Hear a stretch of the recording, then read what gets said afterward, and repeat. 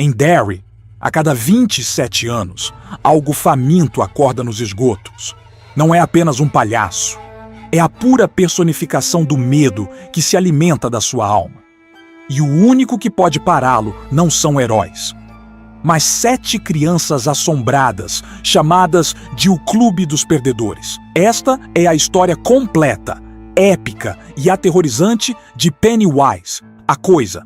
Existe uma cidade, uma pequena, pacata e maldita cidade chamada Derry, no Maine.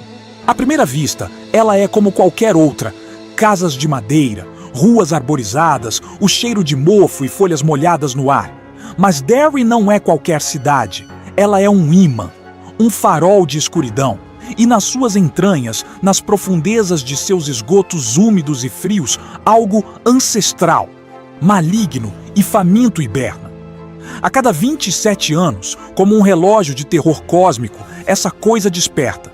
E quando ela o faz, Derry sangra. O ciclo de matança que mudaria tudo para sempre começou em um dia de outubro, 1957. A chuva caía sobre a cidade e a inocência morreria afogada na correnteza.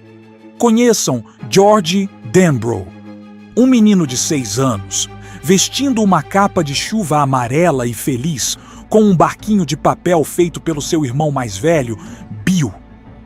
Bill, o gago, estava em casa, doente, mas ele fez o barco, um ato simples de amor fraterno que se tornaria o gatilho para a maior tragédia de suas vidas.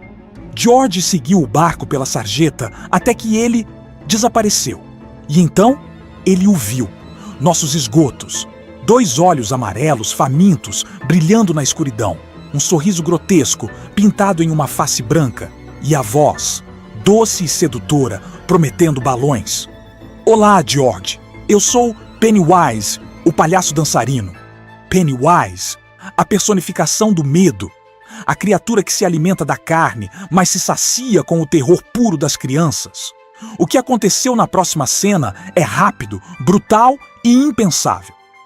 A morte de George foi o primeiro dominó a cair. E Derry, como sempre, ignorou. Os adultos, presos em uma névoa de negação e esquecimento forçado, simplesmente não viam a realidade do mal. Mas as crianças veem. As crianças sabem. Bill Denbrough, assombrado pela culpa e pela perda do irmão, começou a procurar. Ele se recusava a aceitar a versão oficial. E, lentamente, como peças de um quebra-cabeça que ninguém queria montar, ele reuniu seu grupo. Não um grupo de heróis, mas de perdedores, párias, crianças que já conheciam o sabor amargo do medo humano, o terror cotidiano. Bill Gago, o líder, que busca redenção na vingança contra a Coisa.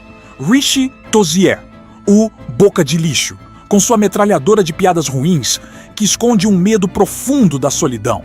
Ed Casbrack, o asmático hipocondríaco, controlado por uma mãe superprotetora e aterrorizado por doenças e criaturas.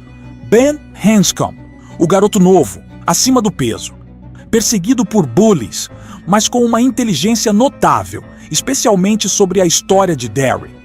Beverly Marsh, a única garota, linda e corajosa, que sofria o terror silencioso do abuso em casa.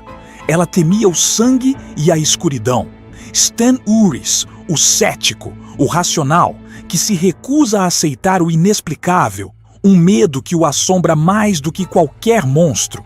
E Mike Hanlon, o último a se juntar, o único negro na cidade que carrega o peso do racismo e da história sombria de Derry. Seu medo é ser queimado vivo.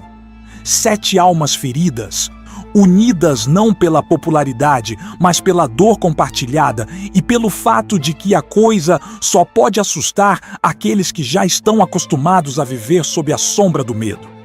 Pennywise começou a caçá-los, um por um, usando seus medos mais íntimos como disfarce. Para Bill, era o fantasma de George, gritando acusações vindas do ralo. Para Ed, era um leproso no porão de uma casa abandonada, podre e infeccioso. Para Beverly, era o sangue escorrendo da pia, uma alusão ao seu terror doméstico. Para Ben, era uma múmia, ou pior, a voz de Pennywise, atormentando-o sobre sua aparência. A coisa não queria apenas matá-los, queria quebrá-los. Queria aterrorizá-los tanto que a carne deles fosse temperada com o sabor do pânico. O medo é o sal. Mas no meio desse terror, algo mágico aconteceu. A amizade. Talvez não existam amigos bons ou maus. Talvez existam apenas amigos. Pessoas que ficam ao seu lado quando você se machuca e que te ajudam a não se sentir muito sozinho. Talvez valha a pena ter medo por eles, ter esperança por eles e viver por eles. Eles encontraram refúgio uns nos outros. Eles descobriram que, juntos, a força do vínculo era um escudo mais poderoso do que qualquer arma. Eles eram os perdedores, mas, juntos, eram a única coisa em Derry que não era capaz de perder. O confronto era inevitável. Os perdedores haviam ido longe demais. Eles invadiram a casa abandonada da rua Neibolt, onde Pennywise tinha sua toca temporária, um lugar onde a própria realidade parecia distorcida. Foi lá que eles aprenderam a verdade mais aterrorizante. A coisa era um predador interdimensional que chegou à Terra milhões de anos atrás e que vive no vazio cósmico além da nossa compreensão. Sua verdadeira forma é algo que a mente humana não pode processar. O palhaço, a múmia, o lobisomem, o leproso eram apenas fantasias, disfarces para caçar. Eles sabiam que para destruí-lo precisavam ir até o seu covil final, o sistema de esgotos de Derry. O labirinto de túneis úmidos e fétidos que era o seu coração sombrio. O clímax da infância foi uma descida ao inferno. Não é esgoto. Enfrentaram o palhaço, enfrentaram Henry Bowers e sua gangue, que a coisa usava como seus cães de caça humanos. E então, no coração do ninho, eles confrontaram a verdadeira forma que lhes foi possível vislumbrar. Uma aranha gigantesca. Uma abominação de outro plano. Eles lutaram com a única arma que a coisa não entendia: fé e imaginação. Bill usou sua gagueira para se concentrar e projetar o poder da união. Ed usou sua bombinha de asma, cheia de imaginação, como um ácido potente.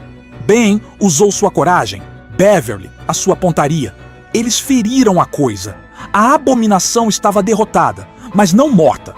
Ela se retirou, ferida, para a hibernação, para se curar por mais 27 anos. Exaustos, traumatizados, mas vitoriosos, os perdedores saíram dos esgotos. Mas eles sabiam, no fundo de suas almas, que isso não era o fim. Eles fizeram um pacto de sangue. Seja o que for que aconteça, se a coisa voltar, nós voltaremos também. Eles se separaram, deixando Derry. E com o passar dos anos, uma coisa assustadora aconteceu. Eles começaram a esquecer. As memórias do terror, de Pennywise, do pacto, foram varridas, como poeira varrida pela cidade. A coisa, mesmo dormindo, os apagava de suas mentes, todos, exceto um. 27 anos depois, 1985. A vida seguiu para os perdedores. Bill Denbrough virou um escritor de sucesso em Los Angeles, casado com Audra, mas seus finais sempre eram ruins. Rich Tozier era um DJ de rádio bem-sucedido e falastrão em Los Angeles. Ed Casbrack era um empresário casado em Nova York, mas sua esposa era a cópia da mãe dominadora.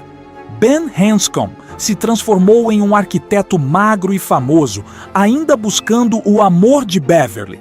Beverly Marsh virou uma designer de moda, mas presa a um casamento abusivo, replicando o terror do pai. Stan Uris era um contador de sucesso, casado, vivendo uma vida de ordem e racionalidade, e Mike Hanlon, o único que permaneceu em Derry, o único que se tornou o guardião da memória, bibliotecário da cidade, observando os sinais. O ciclo recomeça com uma morte brutal. O palhaço está de volta. A coisa despertou, mais faminta, mais cruel, e o telefone tocou. Mike Hanlon. Ele cumpriu seu juramento. Uma ligação para cada um. 6 palavras que quebraram o feitiço do esquecimento. A coisa voltou. Vocês têm que voltar. A reação não foi de coragem, mas de terror. O passado que eles tinham enterrado voltou como um choque elétrico. Stan Uris, o mais racional, o único que não suportou. O terror de ter que voltar a aceitar o inexplicável, o terror de ter que mergulhar de volta no pesadelo, o fez tomar uma decisão irreversível e trágica. Os outros 6 voltaram. Homens e mulheres de sucesso, voltando para uma cidade que os via como fantasmas. O retorno a Derry foi um retorno à infância. Bill gaguejou de novo. A asma de Ed atacou. E o terror de Henry Bowers, agora um adulto insano e manipulado pela coisa, estava solta. Eles tiveram que se lembrar. Percorrer os antigos esconderijos, o clube Casa na Terra, a pedreira onde se uniram e a casa abandonada na rua Neibolt, tiveram que reviver a dor para recuperar a força. Mike, ferido por Henry Bowers, era incapaz de ir com eles. A responsabilidade caiu sobre Bill para guiar os perdedores até o covil final. Era hora de cumprir o juramento. A coisa não podia ser destruída com armas de fogo ou facas. Ela era um ser do macrocosmo. A única maneira de lutar contra ela era no seu plano de existência, através do que eles chamavam de ritual de Shud. Um ritual que não envolvia espadas, mas imaginação, vontade e fé mútua. Lutar contra o mal cósmico no campo de batalha da mente. Eles desceram novamente aos esgotos. Mas desta vez, o terror era mais potente, mais desesperado. A coisa, em sua forma de aranha gigante, estava vulnerável. Eles lutaram não apenas contra a coisa, mas contra si mesmos. Contra o medo de falhar, contra o esquecimento, contra a dor da perda de Stan. Ed Casbrack, o fraco, o asmático, o hipocondríaco, encontrou uma força final e heróica. Ele finalmente se libertou do controle da mãe e do medo. Ele correu em direção à aranha, com a bomba de asma, gritando que ela estava cheia de veneno. O ato de coragem suprema custou-lhe a vida. O perdedor mais fraco se tornou o mais forte. A morte de Ed quebrou a coisa. A sua essência cósmica, a sua luz mortal, foi atingida. Bill e Rishi, devastados pela perda do amigo, usaram toda a sua fúria e o poder remanescente do ritual de Shud. Eles entraram na toca e a viram morrer, murchando, encolhendo, não como uma criatura, mas como um parasita que teve sua fonte de vida cortada. A coisa estava morta, finalmente. Eles saíram dos esgotos, cobertos de lama, traumatizados, mas vivos. 4 perdedores voltaram: Bill, Ben, Richie e Beverly. A vitória teve um preço alto: o sacrifício de Stan, o heroísmo de Ed e, com a morte da coisa, o feitiço de Derry se quebrou. Mais uma vez, a cidade começou a esquecer. E mais uma vez, os sobreviventes começaram a esquecer o terror. Mas desta vez, a amnésia era diferente. Era um esquecimento curativo, uma bênção. Ben e Beverly se encontraram finalmente, consumando o amor que a coisa tentou destruir na infância. Richie se lembrou, antes de o esquecimento se instalar, de um bilhete que ele e Ed haviam escondido. Um momento de ternura e amor fraterno, o real tesouro que a coisa nunca pôde tocar. Bill, o último a sair, foi capaz de acordar sua esposa catatônica, Aldra, com uma viagem rápida em sua velha bicicleta, Silver, restaurando o amor. E ele finalmente conseguiu escrever um final para seu novo livro. Um final feliz. Eles eram os perdedores.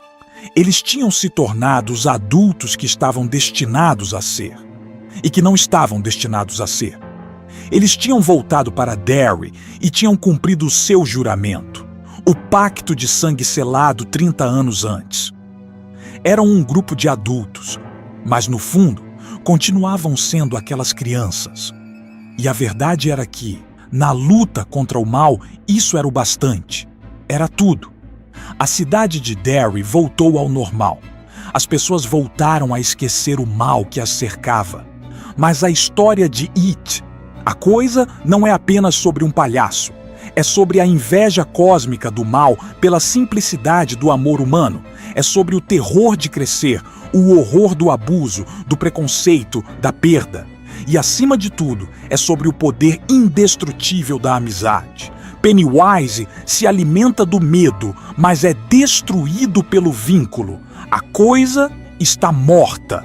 E os perdedores, eles venceram.